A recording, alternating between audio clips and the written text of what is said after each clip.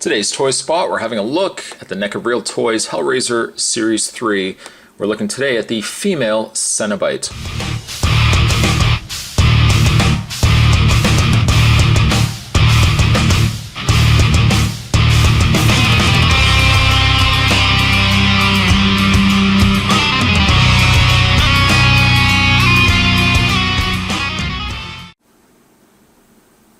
Female Cenobite is one of the 4 figures that you can collect to build your very own 18-inch light-up Leviathan, which I'm sure I've already received comments on Spot. There's no way that's the cube configuration. That is the Leviathan. Yes, we all know. We all know that now. At least I know that. There's a picture up the top there of the female Cenobite, who appeared, I believe, in only Hellraiser 1 and 2, if memory serves me correct.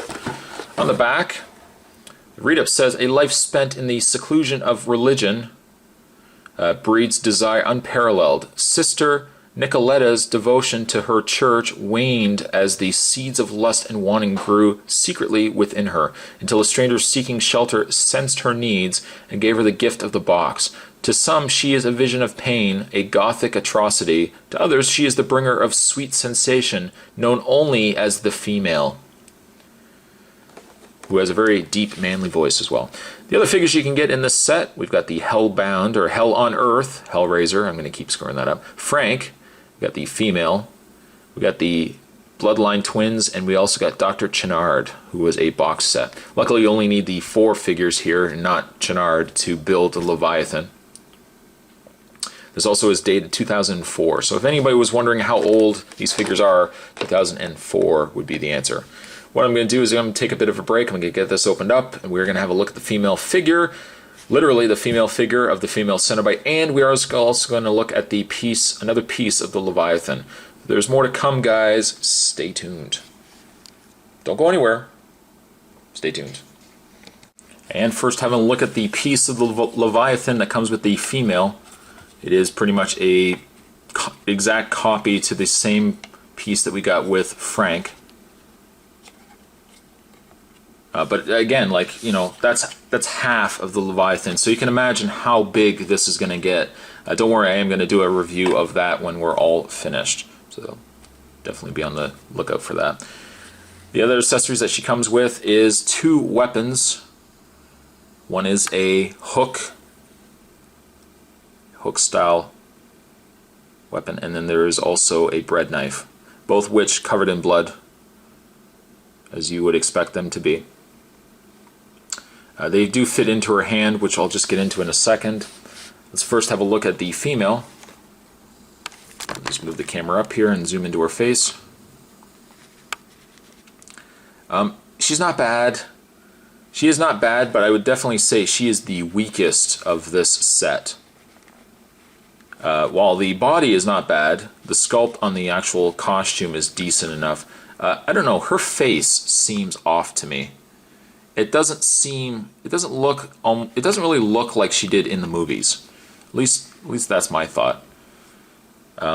She's one of the grosser looking Cenobites. Really, even for the fact that she is you know, there's very little augmentation done to her. The throat area I always thought was really, really gross on her. Now these areas here, unfortunately, being that they are a pliable rubber-like plastic, as you can see, they are warped. I wouldn't be the least bit surprised if the majority of the ones that were sold, if you have these at home, you probably can agree to that a lot of these are probably all warped like this. Again, the face is just all right to me. It doesn't seem to really look like the actress. Now, granted, it's 2004. You know, if it was recent, and we're talking like 2012, and NECA was to redo these figures, yes, it probably would certainly look more like the female Cenobite. But she's got this really nice kind of dress going on there.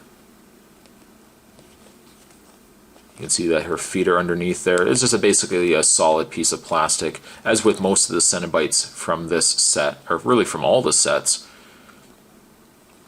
Now, as I was mentioning, we'll just take the weapons, we'll put them into her hand. Guess we'll put the hook into one hand. I'm sure it doesn't really matter. We can do whatever we want. the beauty of imagination. Having collectibles, you can do whatever you want with them. If you want to put the hook in the other hand, you can certainly do that as well. I won't judge you. Others might. I Spot totally wouldn't judge you. There we go. And we got her with the 2 weapons.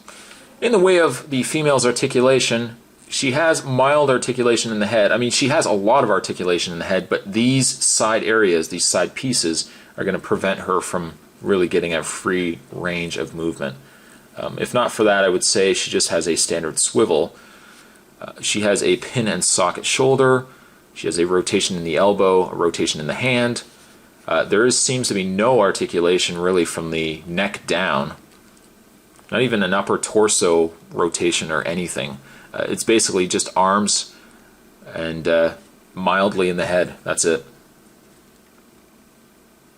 I mean, overall, if you're going to display the figures like, you know, from the movies, and you want to put, you know, Pinhead with the other Cenobites from the first movie, you know, getting her is crucial. And in fact, the irony of it all is I think she is the more expensive of the Cenobites that have been released through NECA. I think the only other figure that is as expensive as the female is probably Frank.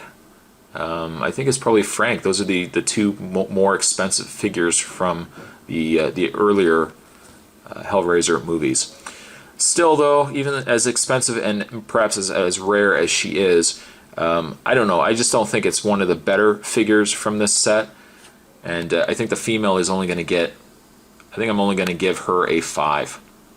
I know, I'm only going to give her a 5. If you think she deserves higher, let me know down below. But I'm going to give totally the female a 5.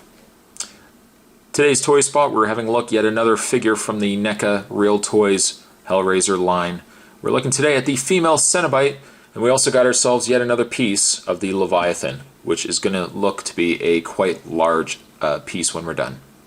Thanks for watching, guys, and I'll see you guys next time.